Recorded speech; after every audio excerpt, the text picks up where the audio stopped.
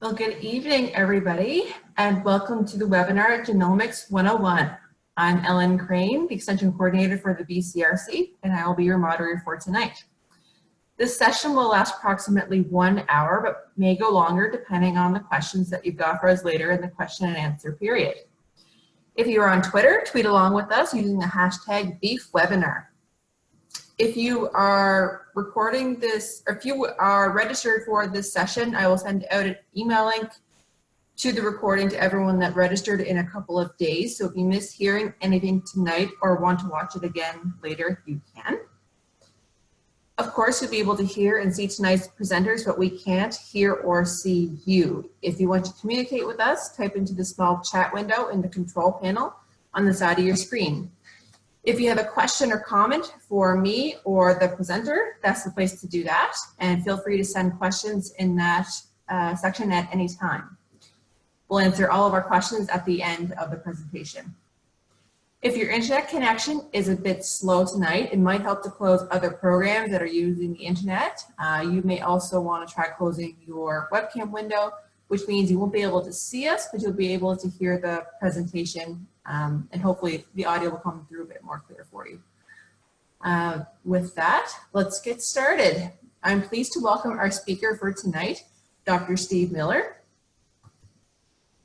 Director of Genetic Research for Angus Genetics, Inc. in St. Joseph, where he leads the organization's research and development efforts and furthers the innovative evaluation methods for the association's weekly National Cattle Evaluation and AGI clients. Originally raised on a beef cattle farm in Ontario, Dr. Miller obtained both his doctorate and bachelor degrees from the University of Guelph. While completing his PhD, he was a visiting scientist at, the Animal Genetics and Breeding Unit in Australia, specializing in beef cattle. Before joining AGI, Dr. Miller was a principal scientist with the Animal Genomics team in New Zealand, and he was a faculty at the University of Guelph for 14 years, where he led a research program in genetic improvement for beef and dairy cattle, sheep, and turkeys, and served as the director of the Center for Genetic Improvement of Livestock, as well as industry adoption director at the University of Alberta's Livestock Gentech Center. So he's got an excellent track record with genomics, both in Canada and internationally, and we are very excited to have him presenting this presentation this evening on Genomics 101 that will be looking at genomics applications for both purebred and commercial producers. So with that, I will hand this over to Dr. Miller. Okay, thanks, Ellen. We'll get the screen sharing going here.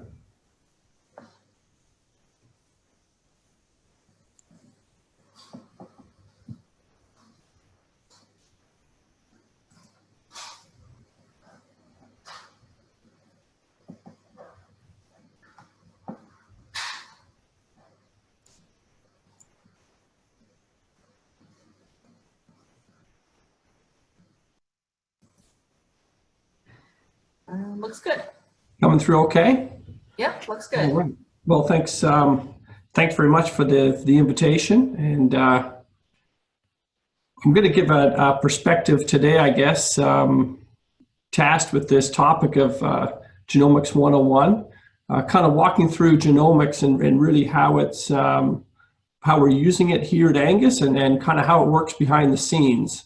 And I think when producers, whether you're a commercial producer or a seed stock producer, kind of has a better understanding of really what genomics is doing and how it's helping to identify better cattle, people are more confident with the tools and use them,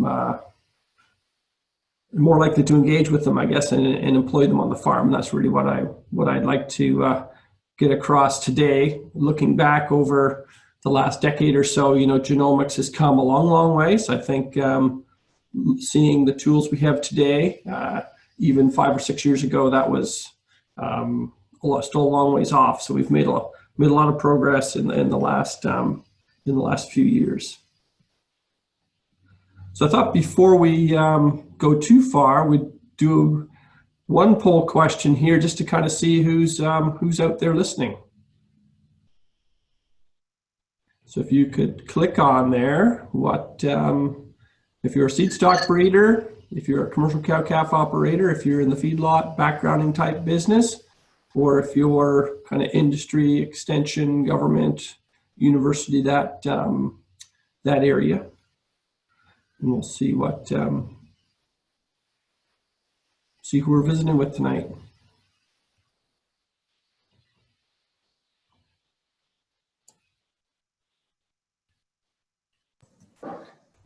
Okay, just another second there.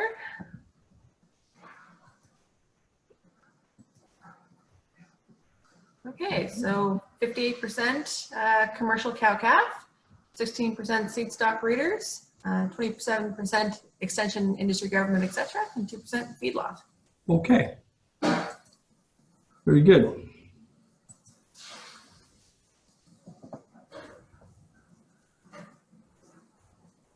Okay, so looking ahead, what we're going to cover, I'm going to talk about what I call genomic selection. That's basically the use of genotypes in selecting better cattle, and with specific examples here at Angus. The benefits that it provides to commercial breeders as well as the seed stock breeders, and kind of a look under the hood and how it all works.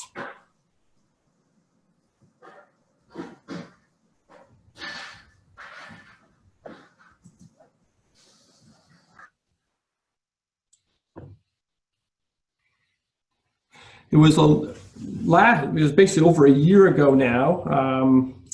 We hit a milestone here at Angus, and that was we had 500,000 or 500,000 genotypes went into our weekly evaluation. And I thought, wow, this is really something. You know, we should. So they put this up on our website. You know, a historic milestone, and what you'll see here in a minute, but. Adding up our genotypes today, it's almost 50% bigger again. So really the application of genomics at this level, at the seed stock level, really has become mainstream. So looking over time, this is how genotypes have flowed into Angus's weekly evaluation.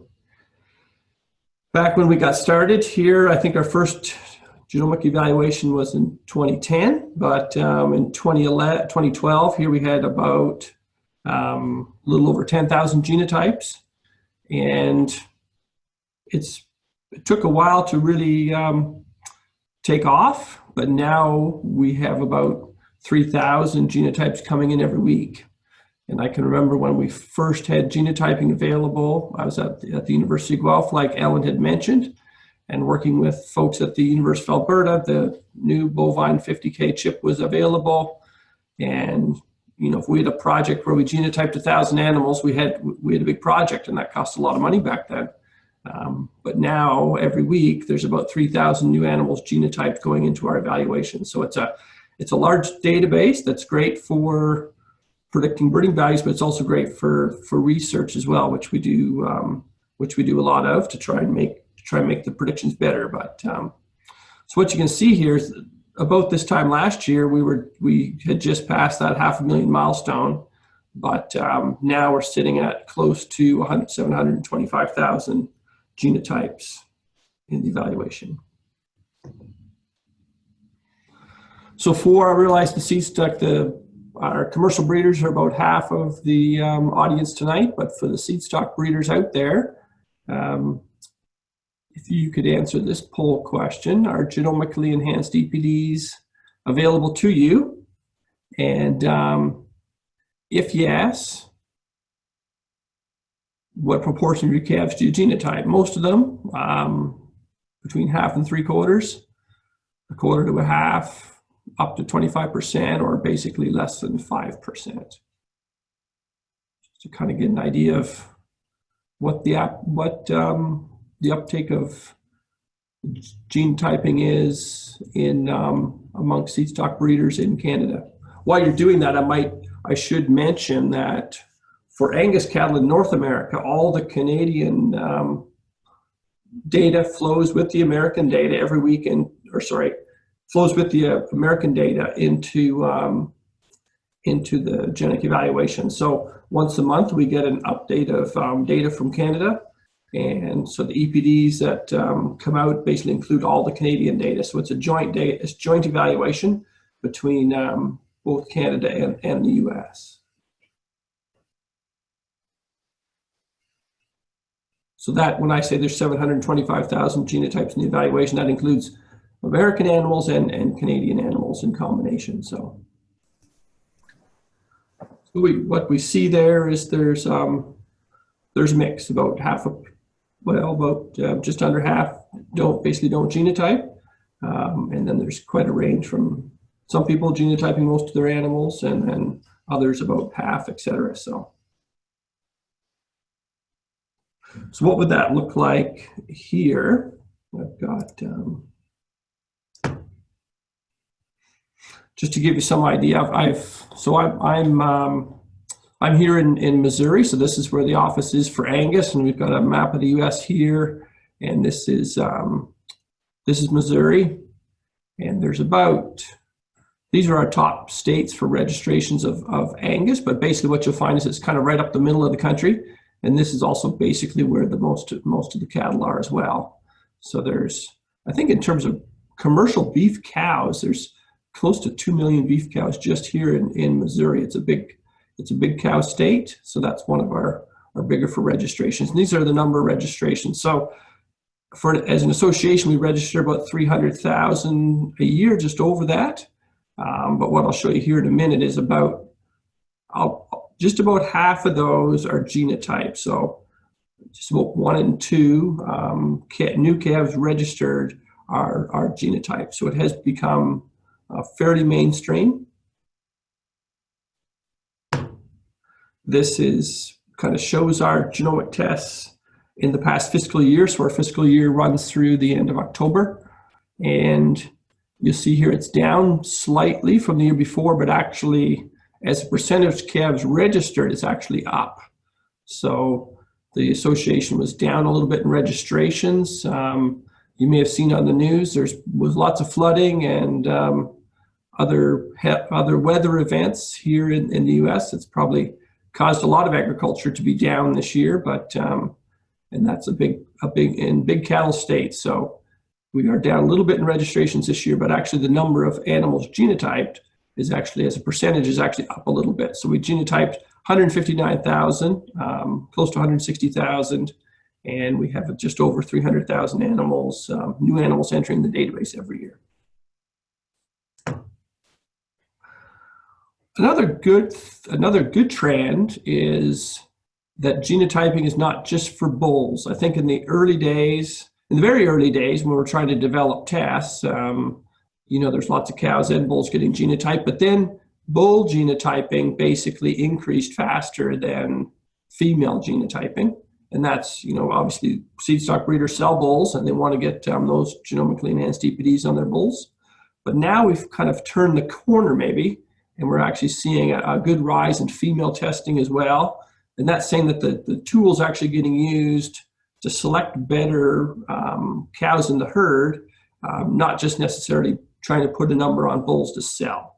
And that's, I think that's good. It's a tool for the seed stock breeder, obviously, to make more progress in his operation, as well as, and I'll show you in a minute here, how commercial breeders buying bulls benefit from having those genomically enhanced EPDs available on the animals that they're purchasing.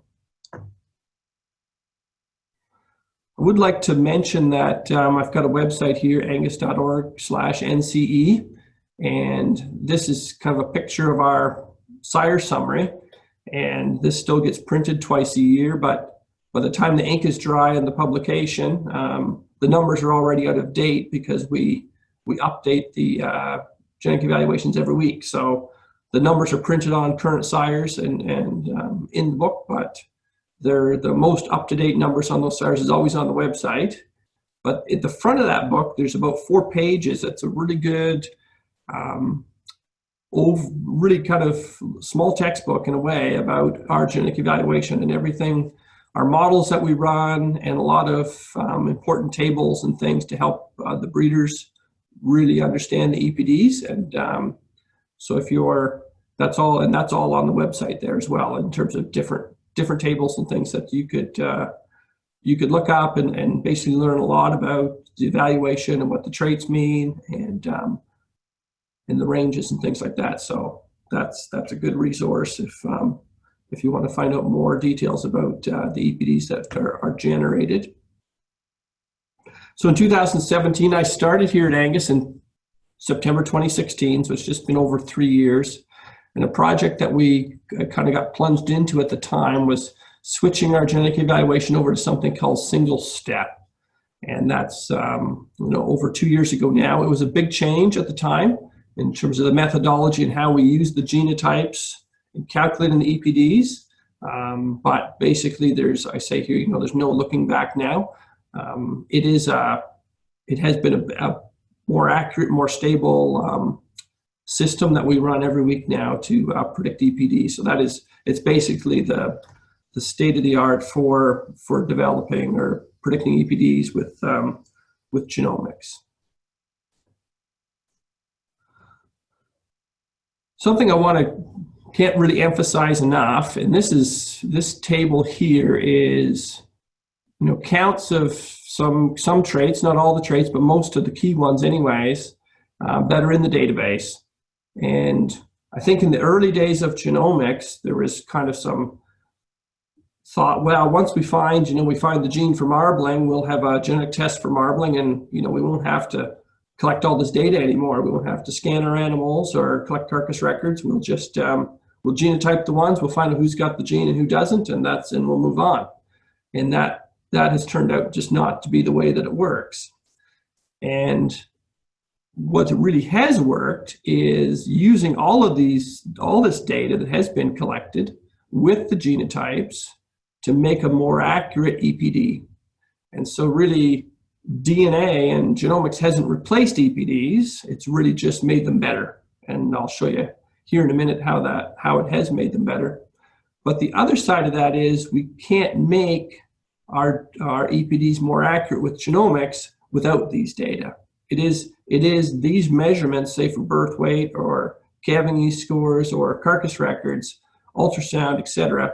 All of those records is what's training our DNA. We don't have our DNA has no predictive ability without these data. So it's often talking with breeders, and we might even discuss it a bit here at the end around the question and answer time. But how important are the records if we've got the DNA? Because what I'm going to show you in a minute is the DNA is actually getting quite predictive, but it's only predictive because we have these records. And if we stop collecting these records, then we're not going to have a predictive test. So it's really up to the seed stock breeders to keep recording, to keep our predictions accurate. Some other things to point out here is what I'll show in a minute. But with genomics now, once we take a DNA sample on that animal and we genotype it, we actually predict all these traits in every animal.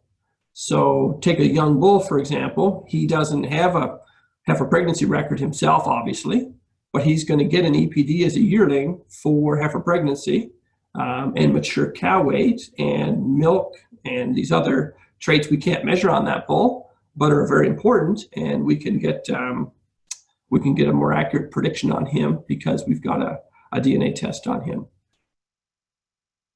A few new traits here. I think some of these are fairly evident. Pointing out a few, there's over 2 million ultrasound records in the database. So still it is pretty much an industry standard. I think people out there looking to buy a bull are looking for the ultrasound records on those bulls, and that's a good thing. We need those records. Carcass is still a really important trait, and we need accurate predictions for those. So those records still play a big role.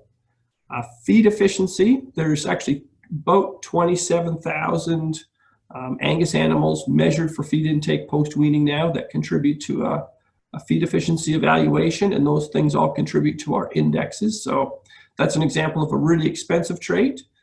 It's obviously compared to ultrasound, where we have 2 million versus 27,000. We've got a lot less records, but still a lot of records on feed intake because it is expensive to measure.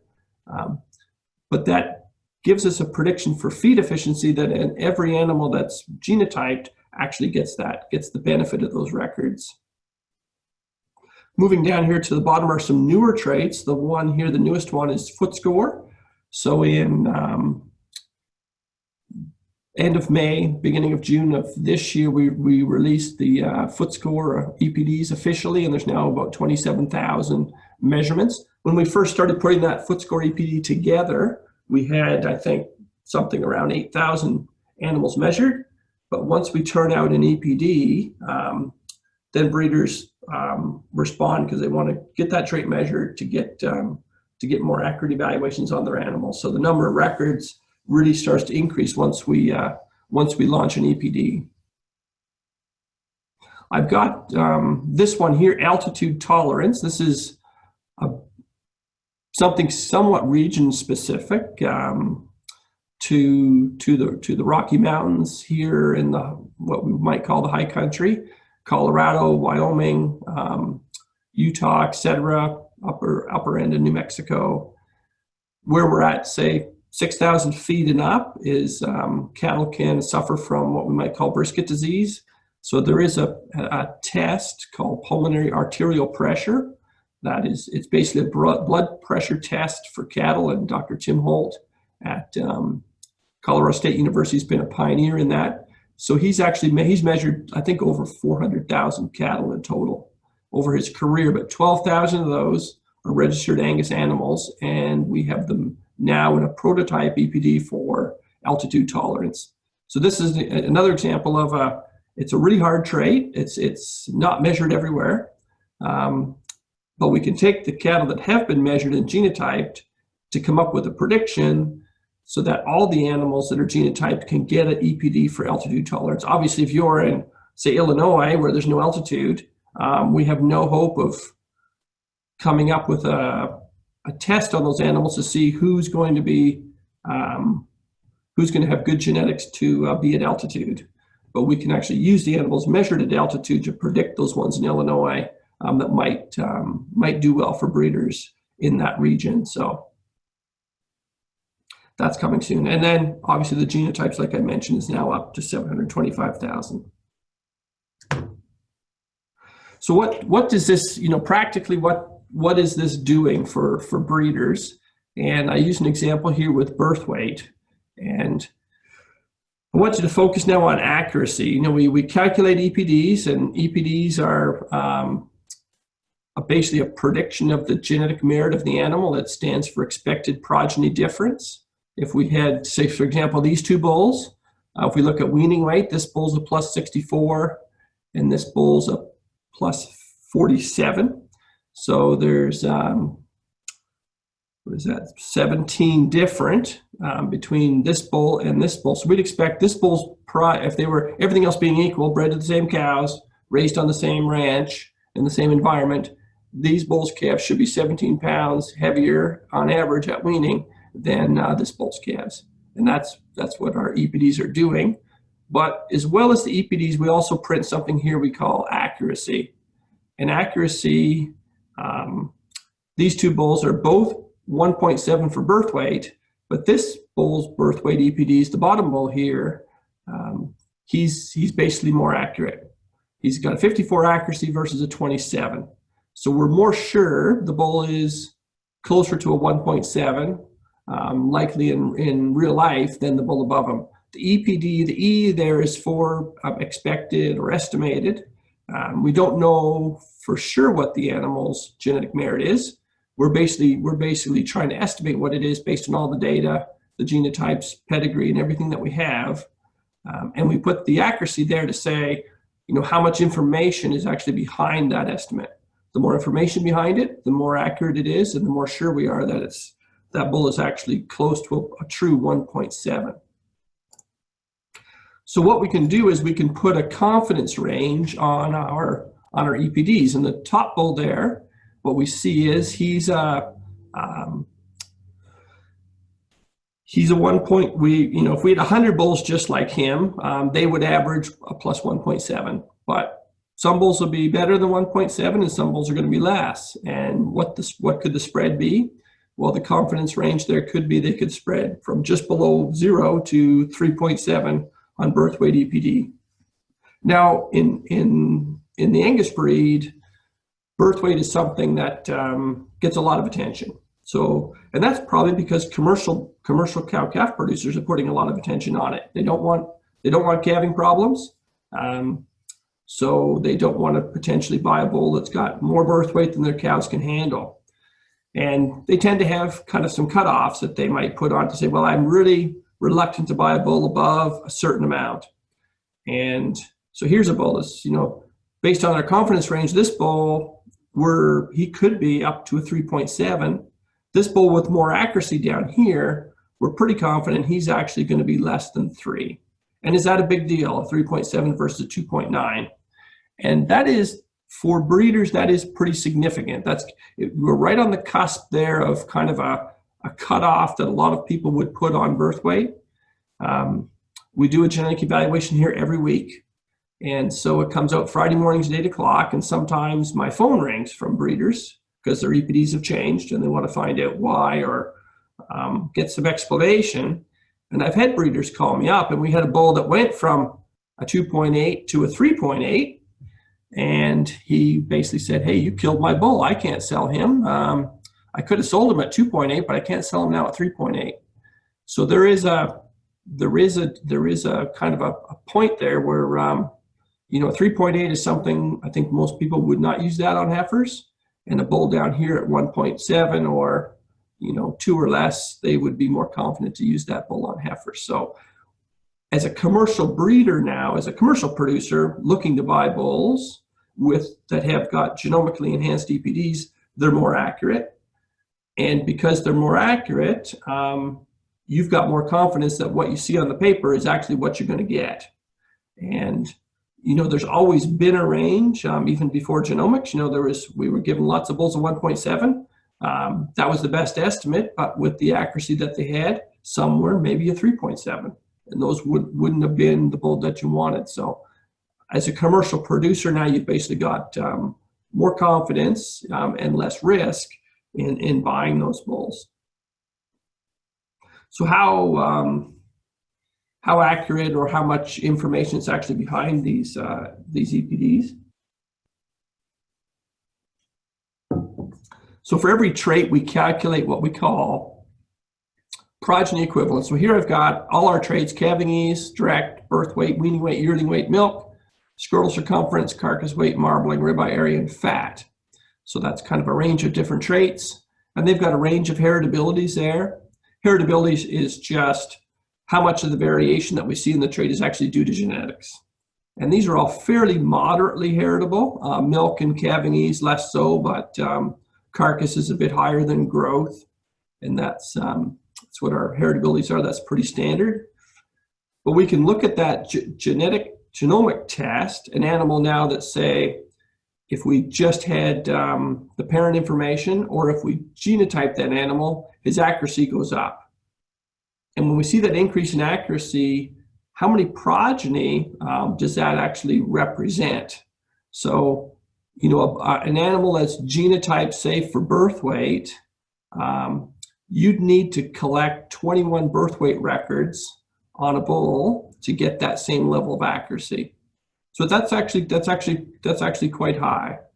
Carcass traits, about 10, roughly 10, and it is a function of the heritability. So the lower the heritability, the bigger the number, but generally speaking, 10 or more progeny equivalents with the genomic test, which is quite a bit of accuracy on a young animal.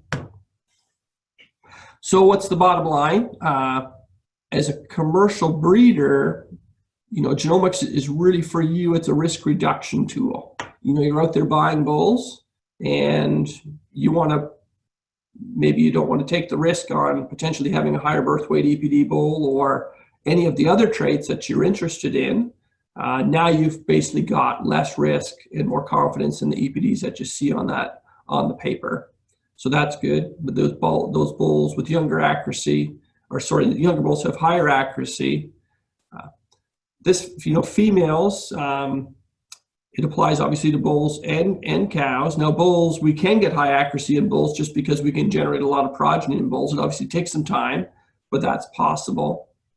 Cows, we could never really get really high accuracy unless we do a lot of embryo flushing or something. But in her natural lifetime, a cow is generally not going to generate a lot of accuracy because she just can't generate a lot of calves.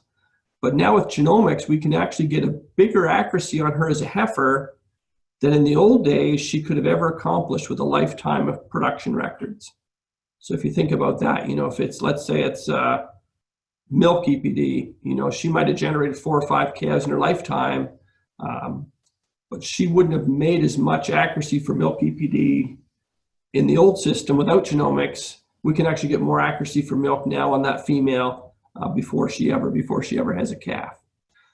So there's 2 sides of that. The one is people can say, well, if the genomics gives me that much accuracy, then I don't need to record the female anymore. But as I was trying to say at the beginning, we can't really walk away from the phenotyping because that's really what drives the genomics. So as for the seed stock breeder, they've still got the work ahead of them to do all the recording and do the genotyping. But for the commercial guy, at the end of the day, they've got a more accurate package when they're out buying bulls. So now for the commercial cow-calf, which is the majority of the people on the webinar, when you're looking for a bull, REPD is an important selection criteria, and does a genotype on the bull matter to you? I don't know if that'll show up as 2 questions or 1, but. It'll be 2 separate questions. Okay.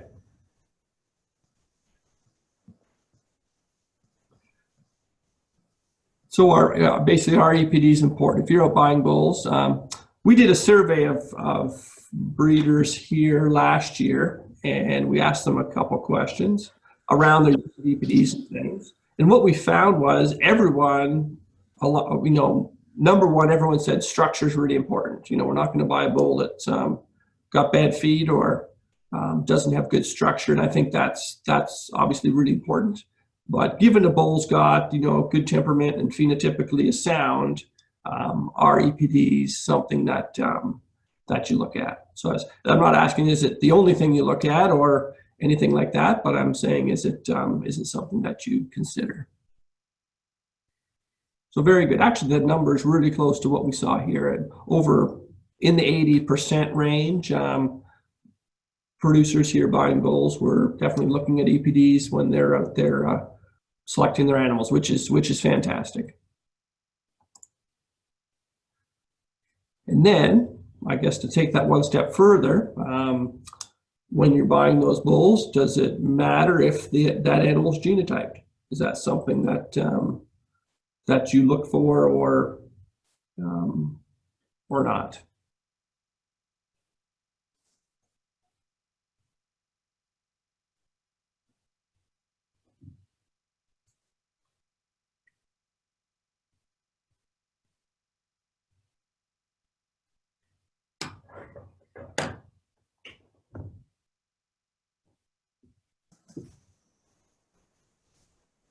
A couple more seconds to get your answers in.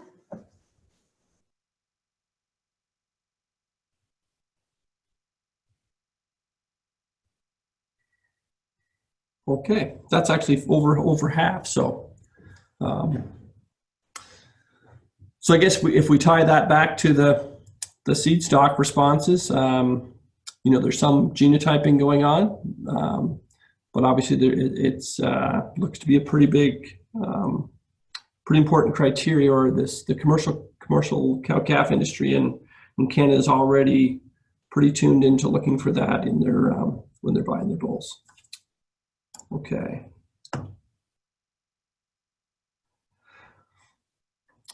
I guess I'm just on the we've heard it said in different ways over time, I guess, the bulls you buy is half your cow herd. I guess I even say a little bit more significant than that is when you look at the cow herds you have today, it's basically the result of all your decisions over time, the bulls you've purchased. the bulls you purchased 10 years ago or 8 years ago, 6 years ago, last year, et cetera, they're all having an impact on what's out in your pasture today.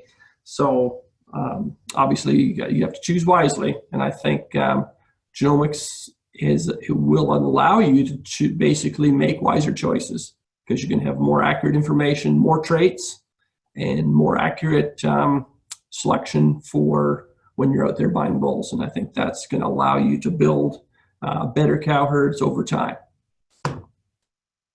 So I mentioned about our weekly evaluation. So we're on, I think, week number 477 now. And this is just a little joke to Groundhog Day, if you ever saw that movie. But every day when Bill Murray wakes up, it's the same day, Groundhog Day. But every Friday, it's a bit like Groundhog Day around here, because it's another week and another evaluation. But it's a lot like the week before. We've just added a bit more data, a few more genotypes, and we recalculate all the numbers and all the animals. So it is really routine. But the phone does ring, and I think I'm going to walk through an example here of one reason the phone was ringing when we went to single-step evaluations, but it really kind of shows you how are the genotypes actually being used in our evaluation. So the one thing we heard a lot about was I flushed a cow. I did embryo transfer. I got, say, six calves. And I genotyped my 6 calves, and I've got a huge range in their EPDs. Before genomics, all of those calves would have got the same EPD, because we didn't know that we couldn't tell that they were any different. But now with the DNA test on each one, we can identify them as different, and we give them different EPDs. And are those differences real? And is it correct? And so what I'm going to show you here is how that comes about, and why it is working, and why it's actually a benefit. So we have obviously a pedigree, and in Angus it's about 22 million animals in our pedigree file. And the pedigree really is what enables us to do EPDs to begin with. It's what ties all our herds together, and it's kind of the backbone of the fabric, the matrix of our EPD infrastructure. And I've got a little pedigree here, an animal. He has a sire and a dam, paternal grandsire, paternal granddam, maternal grandsire, maternal granddam. And if we don't have genomics, I put a matrix together here just to show the relationships between all those animals. And you see the animal X here and his sire relationship's a half, and the dam's a half. He's a quarter with each of his grandparents. And that's what we'd expect without, on average, an animal's going to inherit 25% of his genetics from each of his grandparents. And that's what happens on average, and that's what we'd have to assume if we didn't have genomics with those full SIBs. But what I'll show you here is how there's variation in that we don't always inherit exactly a quarter from each of our grandparents. And so what I'm going to show here with this little cartoon is these 2 strands here are 2 chromosomes, basically 2 pairs of the same chromosome. So let's say this is chromosome 1, and so the animal inherited this strand of chromosome 1 from his sire, and this strand of chromosome 1 from his dam. And so there's a pink one for what comes from the egg, and a blue one here from what comes from the sire. But this animal here, this diploid, what we call this diploid animal, or 2 copies. He's got 1 copy from his sire, 1 copy from his dam. This is a sire. Now this sire is going to pass on 1 strand in a sperm cell to this next individual. Well, what's he going to pass on? Is he going to pass on the strand he got from his sire, or is he going to pass on the strand he got from his dam? He's not going to do either of that. He's going to actually pass on a mixture of both. And this is good old kind of high school biology again. But he might pass on, for example, we might have a crossing over of the chromosomes about halfway down the middle there, and he might pass on the top half that he inherited from his mother, and the bottom half he inherited from his sire, and that's going to go down here and form this calf. So this calf's actually got this mix of chromosome 1 from the sire and the dam. He's got another half he inherited from his dam, and I just put it in green there to indicate that it's there. Obviously, it's a mixture as well of the grandparents, but we won't worry about that right now. I'm just focusing on that one chromosome. So that's one calf, but what about the next calf? Well, the next calf, you know, we might get a break point there, and that sperm cell is going to carry a mixture of chromosome segments like that. And so now that one's actually inherited more from that paternal granddam than the other calf, and less from the sire. And obviously that calf too then has another matching chromosome that he inherited from his dam. Do it again, we might get something even a little bit more different, maybe a double break, so that this next calf is going to inherit that combination of sire and dam. And that's going to happen over and over and over again, that every time that sire produces another sperm cell, he's going to get another mix of chromosome 1 from those two grandparents. And that's happening at chromosome 1 and chromosome 2 and chromosome 3. And this is what's causing the variation in those full sibs, because they don't each inherit the same DNA from those grandparents. So this phenomenon's been around for a long, long time. So everyone's pretty familiar, I think, with Mendel and his peas. We learned about that in school, and we call it Mendelian sampling because it's actually named after Mendel. So that sampling of the chromosomes I just showed you is what we call Mendelian sampling. So let's talk a little bit about variation. And this is some data. This is Angus data. So this is birth weight, and these are actual birth weights in our evaluation. So we've got calves coming in at 54 pounds with birth weight, and we've got calves coming in at 102-pound birth weight, and everything in between. And the average, I think this is bull calves, and the average is somewhere around 78 pounds or something like that. So we got this much range in actual birth weights. Now, some of that's due to genetics, and some of it's due to the environment. In fact, it's about 43% of it's actually due to genetics, this variation. And that's what gives us variation in EPDs. So when I look at the variation in our EPDs, I could show you Angus bulls with a birth weight EPD of -7, and I could show you animals with birth weight EPDs of about +10. So a huge range in birth weight EPD. And like I said before, animals that get up here above about 0.3 in this top third of the population, people are start to get a bit suspicious about putting those on heifers. So that's kind of a truncation point there in selection.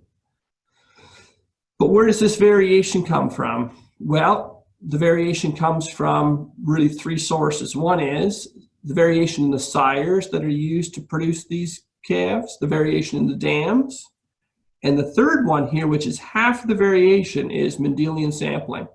So I can create variation by using different sires and different dams, but even within the same sire and same dam, half of the variation is actually due just to the mixing of the chromosomes between those two individuals. So this Mendelian sampling is a big part of the variation that we see in animals.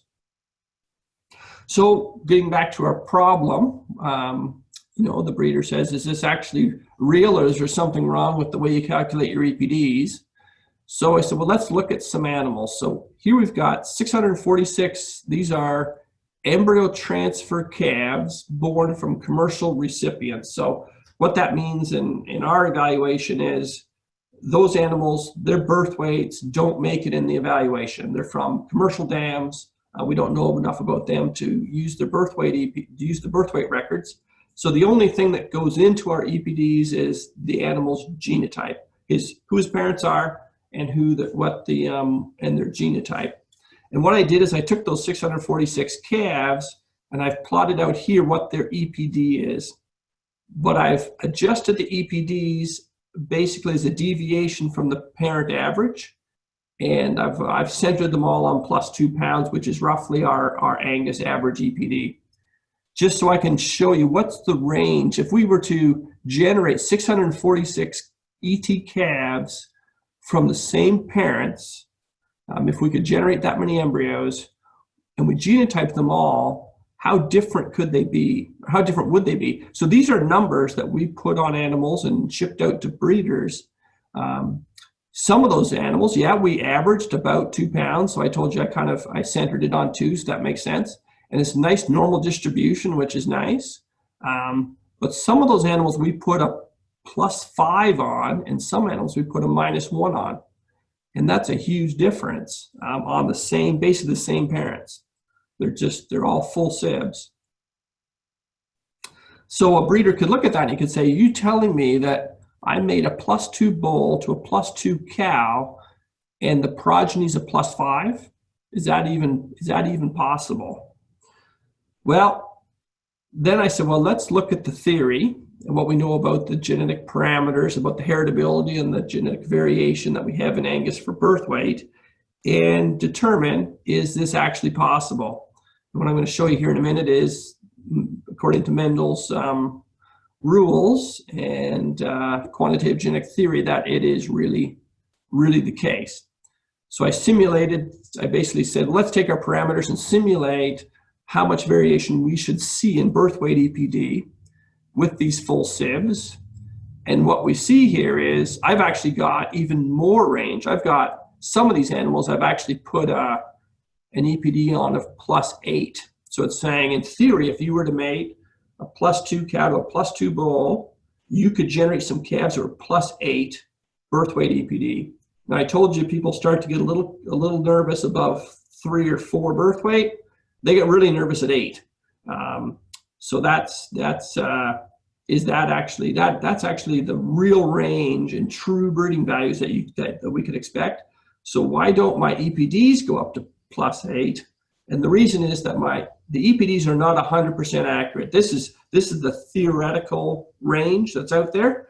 We don't predict that much range because our EPDs are not 100% accurate. But with the accuracy that we have, we predict +5 birth weight EPD, and those are real. That's actually the theory would say that those really are that big. So that's a direct quote from one of the breeders that I talked to one day after kind of explaining all this to him. He says, so you're telling me this whole breeding thing's more of a crapshoot than I thought. And he's right. It's absolutely a crapshoot. It always has been a crapshoot. That is breeding, right? You mate the same bull to the same cow. You do not get the same thing every time. And the joke there with the twins, there was Arnold Schwarzenegger and Danny DeVito were twins in the movie, but obviously there's a lot of variation that we have. And so if you just produce the bull, that has the +5 birth weight EPD, you're not happy about that, but that variation is really the source of all progress. That's how breeders make progress. You can let's identify the high birth weights and the low birth weights, the high growth, the low growth, and you select the better ones, and that's the next generation, and you move on. If we didn't have variation, we wouldn't be able to make progress. So I haven't made a t-shirt yet with this on it, but we should all love the standard curve, and because that's what underpins all our selection progress. So just to bring it down a little more real now and show you some real animals. Here's 2 animals that have got their full, again, flush mates, their full sibs, their birth weights are not used in the evaluation. And they've got different birth weight EPDs. And this was a question the breeder called in about this one. And he wanted to know how come the 5'10" heifers got a 2.5 and the other heifers only got a 1.6. So we looked at the pedigree. And this is just the top side of the pedigree there. So from the sire going back a few generations.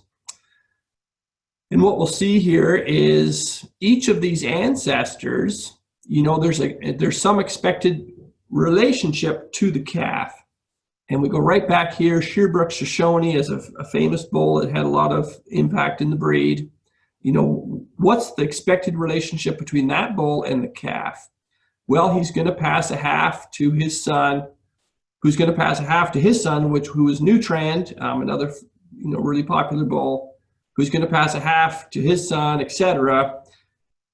And down here in the calf, we're going to have we expect to see about 1/64th of Shearbrook Shoshone in that calf. That's what we should see. So we can do that for all those ancestors, and that's kind of what I did.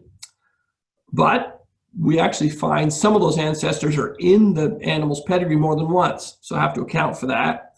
And Shearbrook Shoshone, for example, was in there 3 times, once 5 generations back, once 6 generations back, and once 8 generations back. And when I put all those in there and I sum them up, I get this expected G is what's the expected genetic relationship between each of these ancestors and one of those heifers. And so I'd expect 6% of, here we are, GAR grid maker, 6.25% of that, those heifers should be made up of grid maker. But what I find here is there's a difference between those heifers when I actually use the genotypes on the heifers and the genotypes on grid maker, identify based on the genomics how much DNA did that heifer actually inherit from grid maker. There's a difference. Those heifers are 50% difference. There's a 0.03 roughly difference in the relationship, which is about half of what we'd expect. So there's a 50% difference, one heifer to the next, in how much grid maker she actually inherited. And it just goes down. I did that for all these ancestors, and I've ranked them here on birth weight EPD, and they're ranked high to low. So grid maker's got the most birth weight, and she inherited, the one inherited, say, 50% more, and this one inherited 100% less, and this one inherited twice as much of this particular bull than we'd expect, or basically twice as much as the other heifer. So they're different, and they can be quite different. They're little numbers, 1%, 2%, but that's how it works when we get 6, 8 generations back. You're not inheriting a lot of that animal, but there's variation there, and it all sums up. So when I sum it up, I find if I look at the top, the bulls, the ancestors with the most birth weight EPD, the heifer with the bigger birth weight EPD is 15% more related to those bulls than the other heifer. And likewise, when I looked at the bulls, the ancestors that have the lowest birth weight EPD, these ancestors here, for example, Traveler 23-4, I had his picture up earlier and I didn't mention him exactly, but around the pedigree, he is the most influential Angus bull in the breed. He represents 10% of all Angus animals born today. On average, they carry 10% of his genome. So he's got millions of descendants, but he's got a low birth weight EPD.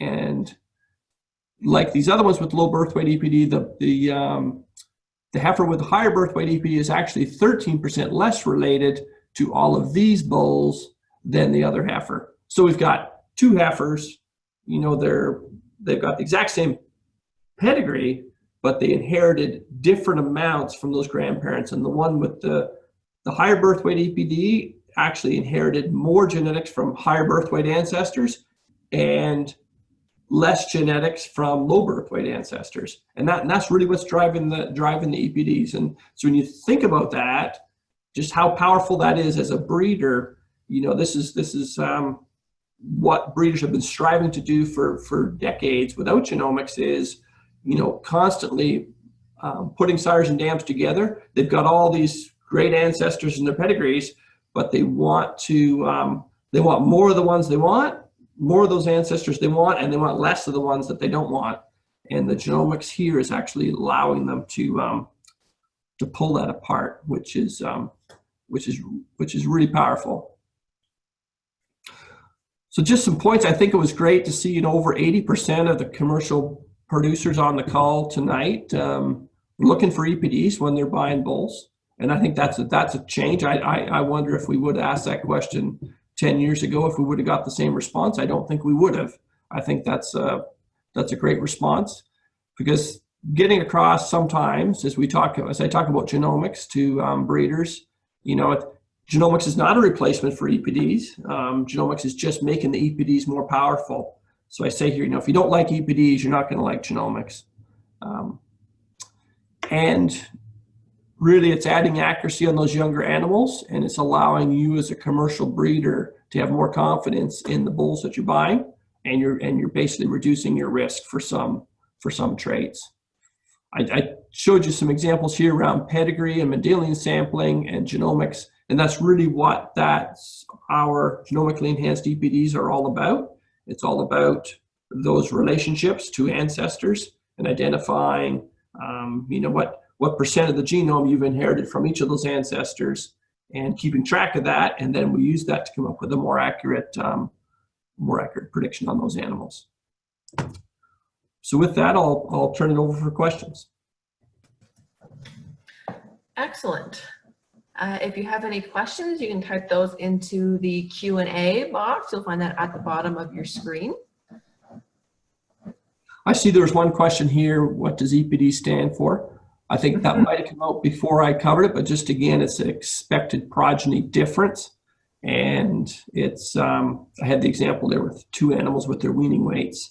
And the difference between the EPDs is really how much difference you'd expect in those 2 bulls progeny for weaning weight in actual unit of the trait, actual pounds.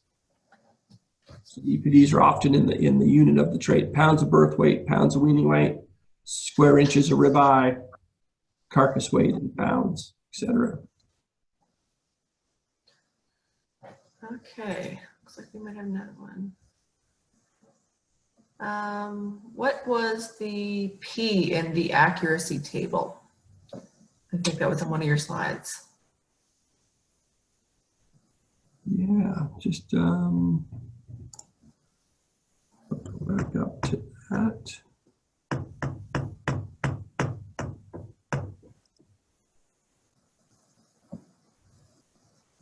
Chromosomes. I thought it might have been that one. Oh, here, sorry. Yeah, so these animals, the animal above, the P there, I think might have been, so these are actually EPDs on some animals. The P there, that's basically a pedigree, or that animal doesn't have, that's a pedigree estimate for accuracy for that animal for ribeye area. So he doesn't have he does have actual, this animal here is genotype, so he has an actual value there. This one here, his parents have got ribeye EPDs, he's not scanned, and he doesn't have a genotype. So for ribeye, he has what we call a parental average, and that's why he has a P there. Okay. Question here about crossbred animals. I am curious about crossbred animals. Are they evaluated in genomic evaluations?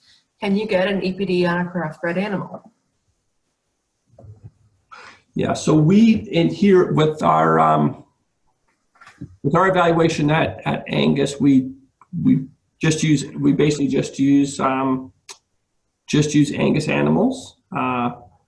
Crossbred, we're further ahead with purebred EPDs. Then there's some challenges with crossbreds, but there are evaluations around the world that are using crossbred animals in the evaluation. So it does create some complexities into combining the genotypes from the different breeds, but they are using crossbreds in dairy. Some of the other, so I'm talking about Angus, but there's an evaluation that combines a number of breeds with, say, the Simmental evaluation that has got crossbred data in there.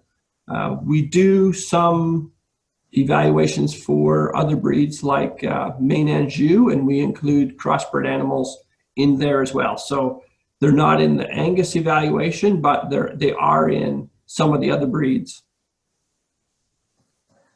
Okay, I was going to lead to another question that I have here. Can you compare genomic EPDs across breeds? Well, not directly. There is, because each of the breeds is on basically a different, what we call a different base. So what a 1.7 is in Angus is not necessarily what the 1.7 is in Charolais, for example.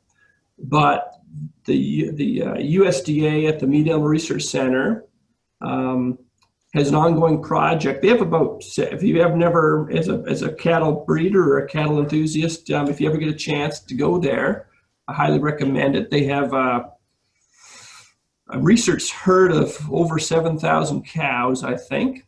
And a big part of that is they're using industry sires. So, Angus sires, bulls that are registered in our database. And they compare all these breeds head to head on the same cows in the same environment. And they basically come up with what they call a crossbreed table. And the idea of that table is, how do I compare a Hereford birth weight EPD and an Angus birth weight EPD? And it gives you the conversion factor. And we publish that.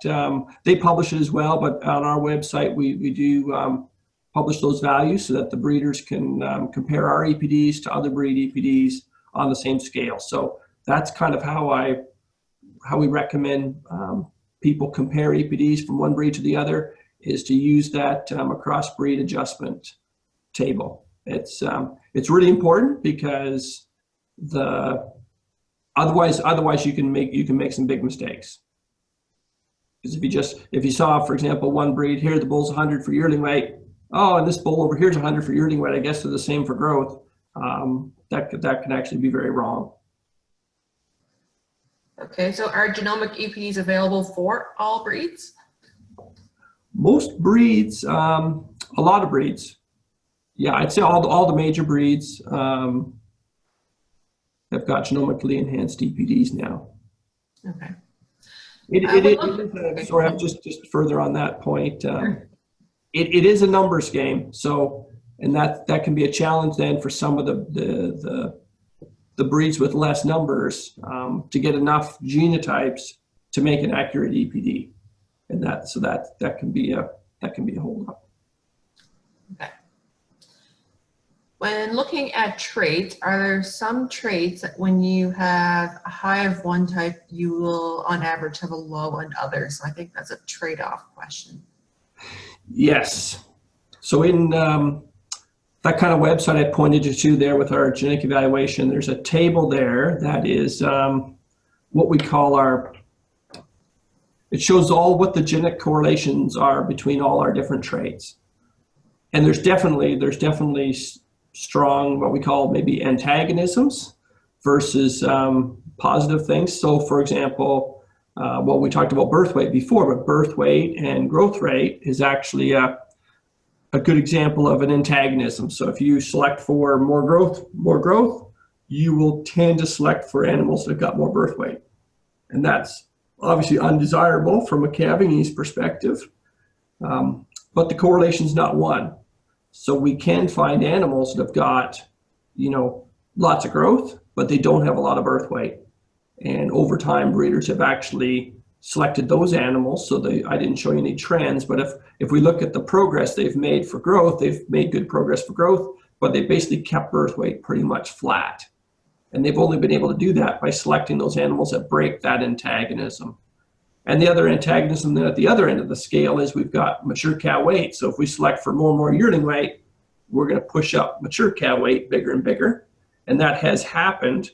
That same Meat Animal Research Center adjustment tables I talked about, they compare all the breeds for performance, and Angus is basically pretty much right at the top with some other breeds for growth rate. But they're also right at the top as well for cow weight. So we've increased growth rate, but we've also increased cow weight. So the way to correct that now is to start to put downward pressure on cow weight while still putting upward pressure on growth rate. And so those are just some of the antagonisms around growth. Okay. You might understand this question better than I do. How do you balance the EPD evaluation with an individual animal which varies considerably in their actual measurements, such as yearling weight or weaning weight, or actual US ultrasound measurements such as ribeye area or marbling? Yeah. So, yeah, that's a good, I've actually it's a similar question, but I've been answering in different ways here recently because we now have genomics that are influencing the animal's EPD. But as the genomics gets more and more accurate, the animal's own record, say for yearling weight, or say IMF scan or his own birth weight becomes less important. And so breeders are saying, well, what should I trust? The measurement on the animal is the measurement on the animal, and I really trust that versus, say, the EPD. So what I did was I went back and I looked at, let's look at all the bulls that we have in the database that have got a 95% accuracy or higher. So that's really high. Those bulls have got a lot of progeny records. And that EPD is what they are. That's based on many progeny records. So that's the best proof that you can get of what the animal's genetic merit is. And then I said, well, let's look at those same bulls and let's look at what was turned in, say, for their weaning weight or their yearling weight. And there's a huge range. So we can get, the same, the bull that brings in an 80-pound birth weight, some of those, once you prove them out with progeny, they could be a +4 birth weight EPD or a -4 birth weight EPD. So having a record on the bull does add quite a bit of accuracy, but there can be a lot of variation in that one record. So it's when we can get something better, the genomics actually gives something that's more accurate than the record on the individual, and that basically then starts to take over. So the EPD it incorporates the record on the individual, but it is it basically it puts the correct weighting on it. So the EPD is we considered what his record was, who his parents were, and his relationship to all his ancestors based on genomics, and that EPD is basically our best estimate. So it is. I stick with the EPD as the best thing to select that animal on, even if there's a discrepancy maybe with his record. The one thing you have to consider too sometimes is, did that animal's record actually make it in the evaluation? So go back to those examples with those ET calves that came from commercial recipients. They might have had a 100-pound birth weight or something, but that didn't make it in the evaluation because it was out of that commercial recip. So that can sometimes be a reason for a disconnect between the EPD and the actual phenotype on the animal. Okay, I think we'll just do one more question here.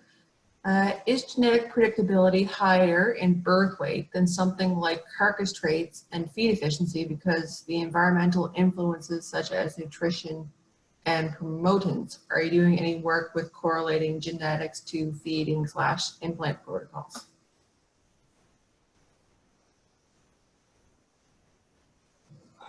Well, yeah, how in the case of our EPDs,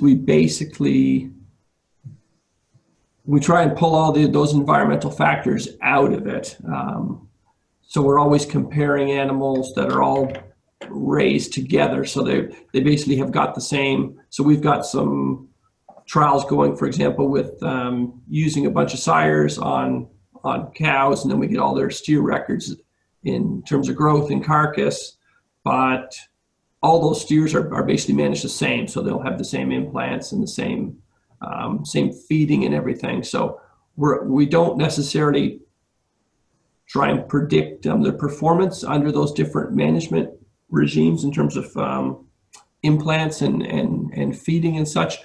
To calculate the EPDs is really the performance across the average environment, I guess you might say.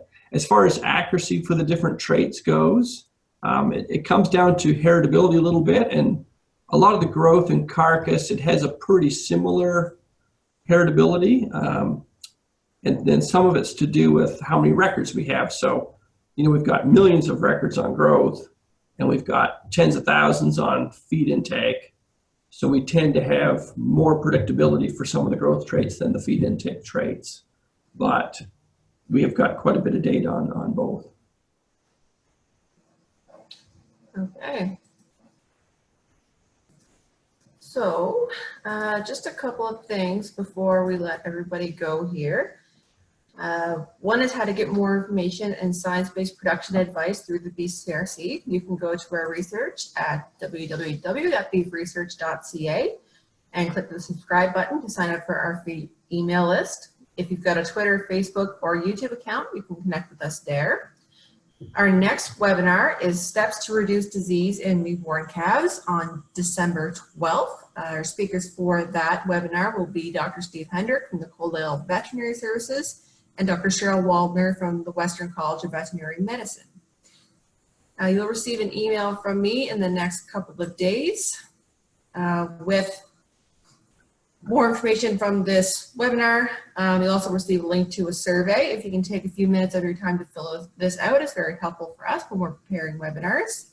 And that is it for us. So I'd like to thank you all for joining us here this evening. And on behalf of everyone here, thank you, Steve, for volunteering your time and your expertise to join us tonight. And everyone have a good night. Okay, thanks. Thanks, Ellen.